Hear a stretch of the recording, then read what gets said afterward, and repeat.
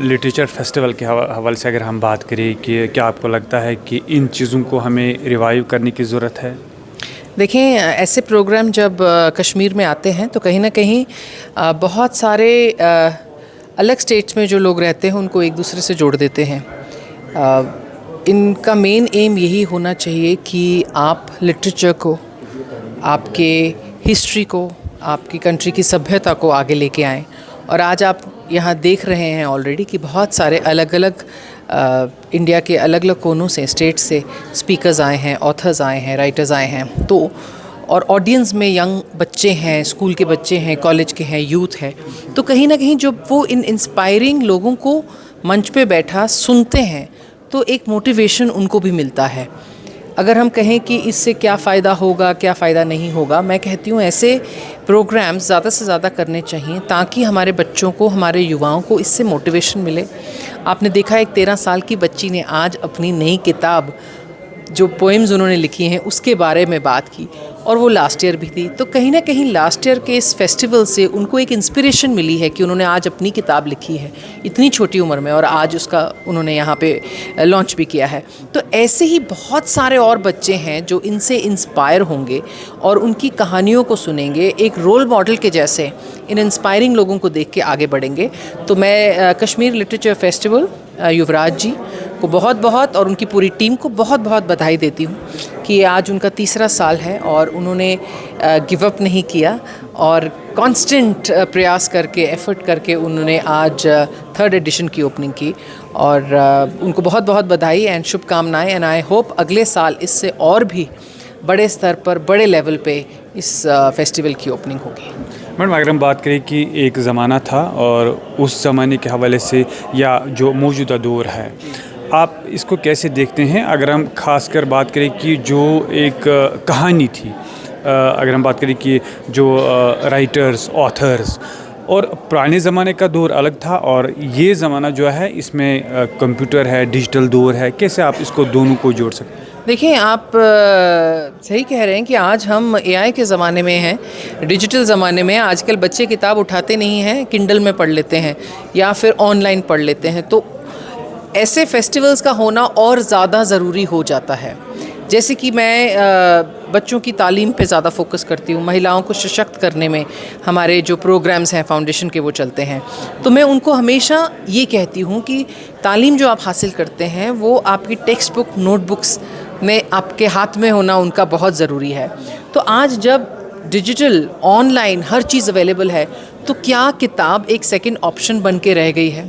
मैं यही कहूँगी, नॉट रियली। किताब हमेशा हमारी लाइफ की पहली ऑप्शन होनी चाहिए। जब आपके पास अपॉर्चुनिटी है ऑनलाइन फ़ोन में पढ़ने की, लेकिन जो एक एक्सपीरियंस होता है एक किताब को हाथ में लेके पढ़ने का, उसको फील करके एक आगे, वो बोलते हैं ना कि you are reading something so meaningful. और किताब जब आप हाथ में लेके पढ़ते हैं तो वो एक मेमोरी फॉर लाइफ आपके पास रह जाती है। फ़ोन पे तो आप बहुत सारी चीज़ें स्क्रॉल कर लेते हैं। So I am a big fan of books in your hand, and every child should be encouraged to pick up a book and read. Reading बहुत ज़रूरी है। आपकी इंग्लिश वोकेबलरी, आपकी नॉलेज, आप हर चीज़ की, बोलते हैं ना, जो प्रॉब्लम की जो सोल्यूशन आपको चाहिए वो बच्चों में कांस्टेंट रीडिंग से होती है। So I think reading is the most important part of a child's education and growing up days.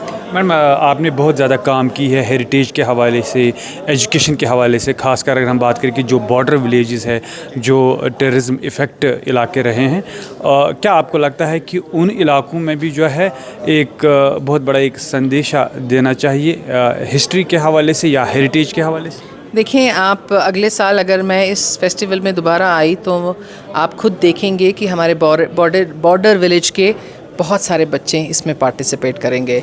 अगली बार मैं खुद उनको लेके आऊँगी। जो बच्चे श्रीनगर तक नहीं पहुँचे, मतलब श्रीनगर तो बहुत दूर हो गया, अपने डिस्ट्रिक्ट के दूसरे गाँव तक नहीं गए हैं, उनको श्रीनगर लेके आना, उसका मेन फोकस यही रहेगा। पहले तो वो फेस्टिवल को अटेंड करें, उन्होंने ऐसी चीज़ देखी नहीं है।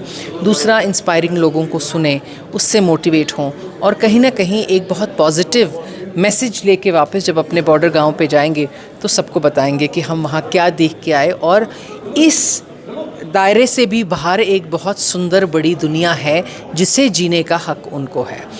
मैं अमरोही में थी कल, जो एकदम एलसी के भी आगे है, वहाँ पे हमने कंप्यूटर लैब शुरू किया। वहाँ पे नया हमारा स्किल सेंटर भी इनॉग्रेट होने जा रहा है अगले महीने। तो कहीं ना कहीं ये ऐसी छोटी छोटी कोशिशें जो हैं, अगर आप करते रहेंगे तो इससे बच्चों को बहुत मदद मिलेगी। बहुत एक्सपोजर की हमारे बच्चों को ज़रूरत है जो फाफलंग एरियाज़ में रहते हैं, और मेरा हमेशा से ये एम रहा है कि हम वैसे इलाकों तक पहुँचे जहाँ कोई नहीं पहुँचा है। तो बच्चों की पार्टिसिपेशन लिटरेचर फेस्टिवल में होना बहुत ज़रूरी है, बिकॉज़ ये यूथ ही है जो आगे पढ़ के हमारे देश का जो भविष्य है उसे उज्जवल बनाएगी। अगर हम बात करें कि इन फंक्शनों के ज़रिए जो है जो यंगर जनरेशन है उन तक जो है पीस का पैगाम या ब्रदरहुड का पैगाम जो है, आपको लगता है कि एक मजबूत पहल हो सकती है? बिल्कुल बिल्कुल। आई थिंक आप कभी भी किसी भी प्लेटफॉर्म पे अगर यूनिटी की बात करें और एक साथ आगे बढ़ने की, एक साथ हाथ पकड़ के आगे चलने की बात करें, तो वो बहुत एक पॉजिटिव खुद में मैसेज है।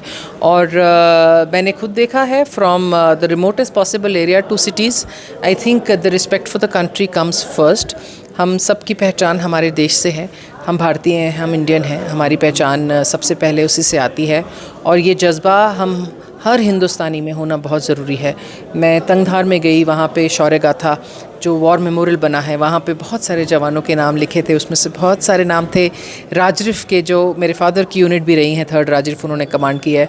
तो आई थिंक आज हम इतने शांति से, सुकून से यहाँ बैठे हैं क्योंकि हमें पता है हमारे जवान जो हैं वो बॉर्डर पे हमेशा तैयार हैं हमें प्रोटेक्ट करने के लिए। तो ये इमोशन जो है ये सिर्फ देशभक्ति की बातें करने से नहीं होना चाहिए। You should be born with this emotion of the love for your country, respect for the Indian Army and our soldiers, and I think वहाँ जाके मैंने एक मैसेज यही दिया कि आज मैं यहाँ खड़ी हूँ, बहुत इमोशनल हूँ क्योंकि यहाँ इतने सारे हम भैया जी बोलते हैं अपने जवानों को, उनके नाम पढ़ के। और ये जज्बा सिर्फ फ़ौजियों के बच्चों में नहीं, हमारे देश के हर नागरिक में होना चाहिए। और आप देख रहे हैं कि आज हमारा जो देश है वो एकदम जुड़ गया है, हर इंडियन में वो आज देशभक्ति का जोश जो है वो फिर से जागा हुआ है। तो आई थिंक ये जो मोमेंटम है ये बस आगे बना रहे, क्योंकि इसी यूनिटी से हम अपने देश को आगे, जो कहते हैं ना विकसित भारत या सुपर पावर बनता हुआ देखना चाहते हैं, वो ज़रूर पूरा होगा। Thank you.